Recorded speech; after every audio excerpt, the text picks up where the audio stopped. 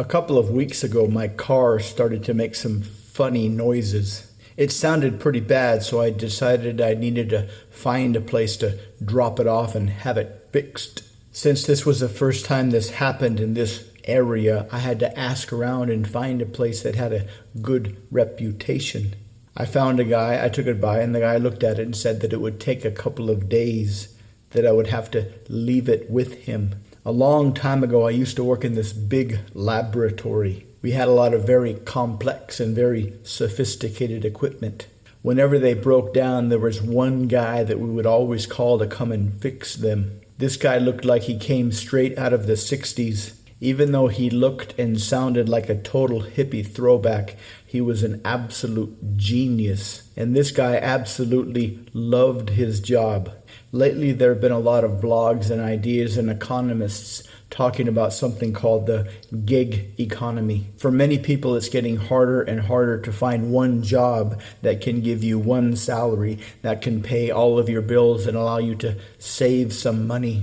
One way people are filling in the gaps is by freelancing. If you've got some hustle and a decent work ethic, you can do very well. Anything that you can do well on a PC is something that you can get paid doing. I met this retired psychic at a personal development seminar I went to recently. She had a very powerful, very lucrative, and very unique skill. First, she would use her hypnotism skills to put somebody into a trance, and then she would transplant their memories into her.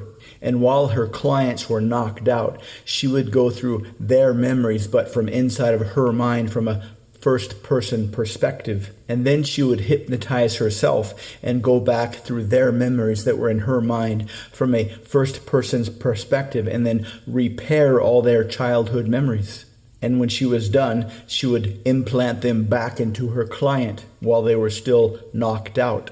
Then the client would wake up and all of their limiting beliefs would be gone. From the client's perspective, this process only took a couple of minutes, and she got all of her business by word of mouth. Most of her clients were very, very wealthy, very, very powerful. Actors, politicians, CEOs, even a few heads of state.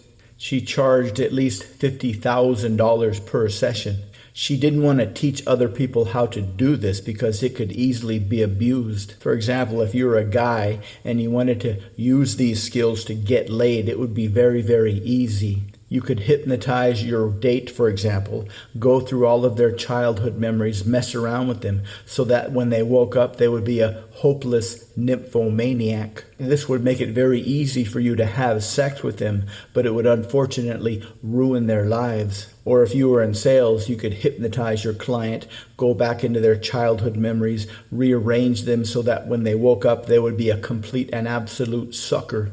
This would get you the sale, but it would absolutely ruin them financially. There are tons of ways you could easily abuse this technique, which is why she never taught others how to do it, because she only trusted herself with this amazing power. She did this for about a decade and saved up several $1 million.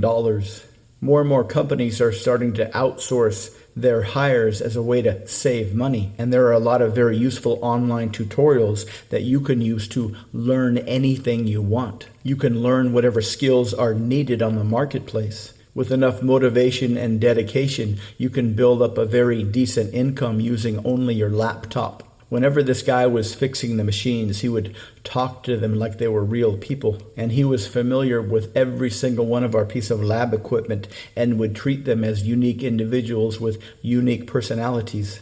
This guy was always kind of weird from a personality standpoint. A total laid-back, stereotypical hippie character, but he absolutely loved his job and he made a ton of money. Because of his skills, he was always in very high demand by people willing to pay his fees. I picked up my car a couple days later, and this guy did live up to his reputation. It only took him about an hour's work and a few cheap parts. He was totally honest, and even though this was the first time we had done business, he treated me like an old customer, which is exactly why he's got such a great reputation and will never need to worry about his business.